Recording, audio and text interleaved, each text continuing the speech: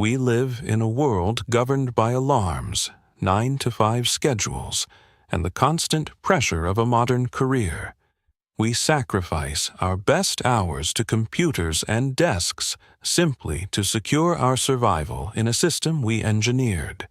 But for 99% of human history, the concept of a job did not exist.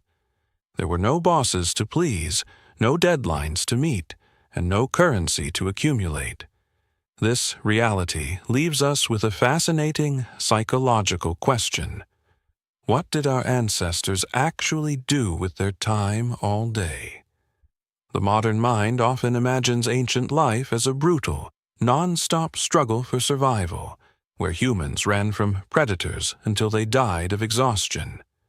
But anthropology reveals a completely different, surprising truth. Our hunter-gatherer ancestors actually had significantly more leisure time than the average modern worker. They did not wake up to panic about the future, because their entire existence was anchored in the present moment. Their day began naturally with the sun, guided not by an artificial clock, but by the biological rhythm of their own bodies. The primary activity of the morning was foraging and hunting, which was less like modern back-breaking labor, and more like a deeply collective, engaging game. Women and children would move through the landscape together, utilizing a profound encyclopedic knowledge of nature to gather plants, roots, and berries. Meanwhile, the men would track animals, a process that required intense cognitive focus, strategy, and seamless teamwork. This physical effort was highly purposeful, directly connecting their energy to their immediate survival. But the most shocking part of this lifestyle is the actual time it required. Studies of modern hunter-gatherer tribes suggest that ancient humans only spent about 15 to 20 hours a week securing food.